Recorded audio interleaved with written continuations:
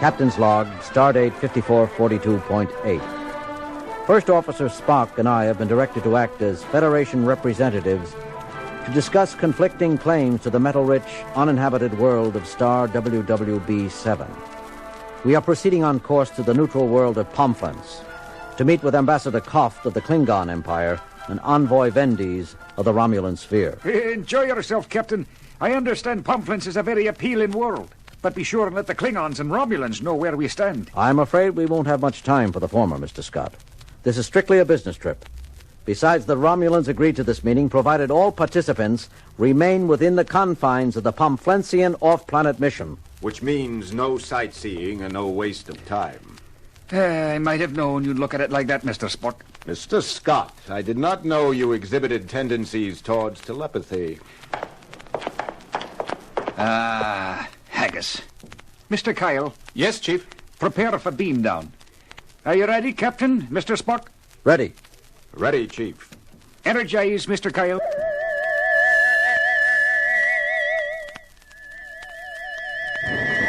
Hello. What? And greetings.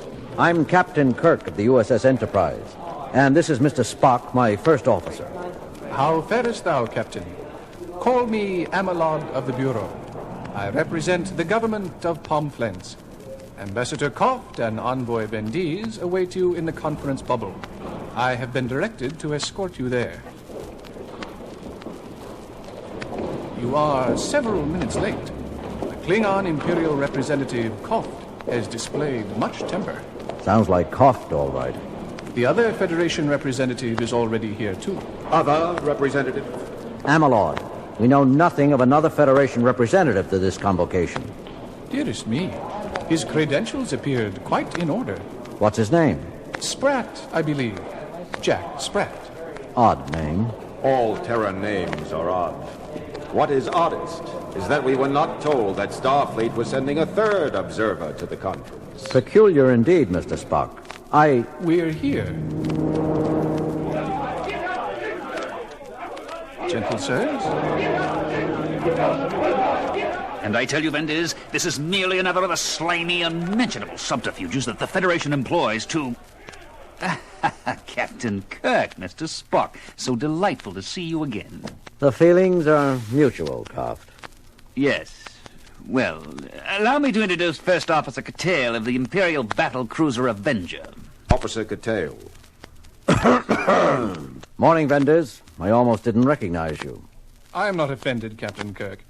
It is our claim to the world known presently only as WWB-7 that I wish you and your government to recognize. My assistant, Subaltern Wuonks. Yes. Now that we all know each other. As I was saying, just before you joined us, Captain Kirk, the Empire appreciates the speed with which you have acted to rectify this deplorable, unnecessary little spat. Hopefully, everything can be resolved to everyone's satisfaction with as much speed as possible. Well put, colleague. To that end, I presume to open formal negotiations with a traditional toast. An exceptional local vintage, I am told. I took the liberty of determining in advance that it would be both tasteful and palatable to all of us. To the successful apportionment of rights. To a rapid resolution. To truth. Spock, you enjoyed it. I didn't think you cared for alcoholic beverages. Protocol, Captain, required. Now, to business, gentlemen. I'm sure that you Vendies and you, Kirk, immediately see that... A moment, Mr. Ambassador. Really, Spock, considering Koft's temper, do you think it wise to interrupt him already? I call your attention to the back of the room, Captain. What are you two muttering about? The back. Oh, I see, Spock. You there. Come out where we can see you. Oh, me? You're the only other person in this chamber. Are you supposed to be a representative from Starfleet? My name's Spratt. Actually, I'm more of a neutral observer. Kirk, what's the meaning of this? That's what I'm trying to find out, Mr. Envoy. Neutral observer, For whom? Captain, never mind. The Pomflensians apparently accepted him. Let's get on with this. That face. What are you mumbling, Spock? Captain, nothing. Oh, all right. Look, Mr. Spratt, I don't know who you are or what you're doing here. But if you took advantage of the Pomflensians... A notoriously backward people. Polite. That's what I said, wasn't it? That face. Captain, I know I've seen that face somewhere before. Let him stay. He can do no harm. I, too, wish to proceed to a speedy conclusion of the conference. That's right. Go right ahead, gentlemen. I'm just here to observe. Well, if you and Koft are both willing. As I was saying, gentlemen, That face. it is well known that the Imperial Klingon claim to WWB-7 is totally without foundation, based wholly on rumor, and a highly unlikely landing by a drunken scout pilot. It has no real legitimacy whatsoever. Captain, request permission to return to ship. I require a full medical checkup. My hearing appears to be going. No, Spock. I think I heard it too. Mr. Ambassador, did you just say what I think you just said? I merely said we have no solid claim to the world in question. We don't. I mean, excuse me, gentlemen, I don't feel very well. Mendes, perhaps you'd better go ahead. If you wish. It doesn't matter anyway, since Romula has absolutely no proof that the wandering prospector who put in our claim to WWB-7 actually made planetfall.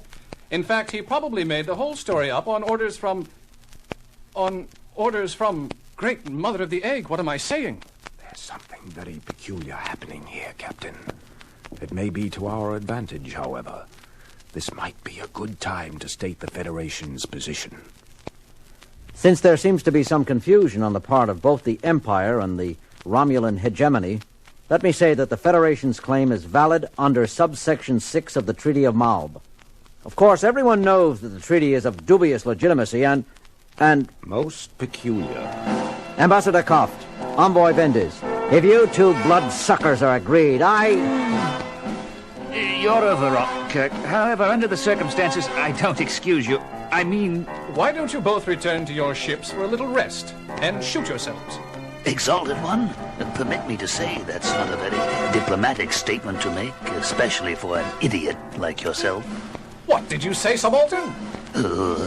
Why, nothing, Exalted one. I only called you what you are, an idiot. I like to place myself not under arrest. Noble sirs, control yourselves. Though I know it's hard for members of backward species to... That face! Stop that man! Stop him! Let me go, I haven't done anything.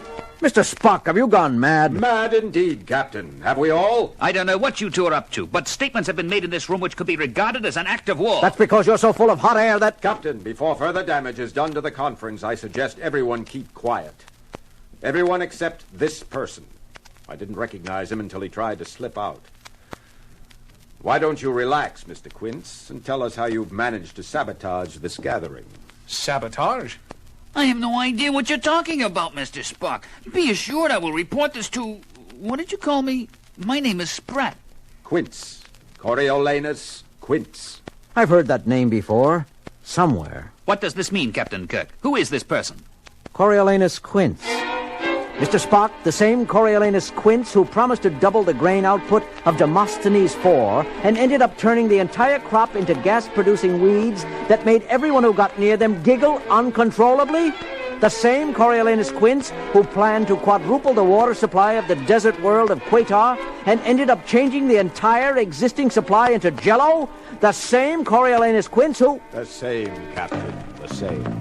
Captain Kirk, would you please explain what's going on here? I know how lazy and incompetent you are, but that is... It's all right, Vendiz. None of us may be responsible for what he's saying. This imposter here is responsible for nearly destroying at least 3 Federation colonies in the past 10 years, not to mention numerous other unmentionable acts of destruction. I have simply tried to exercise my talents, to make the galaxy safe for the quiet, the peace-loving, the meat. Especially for Coriolanus Quince. Kirk, please.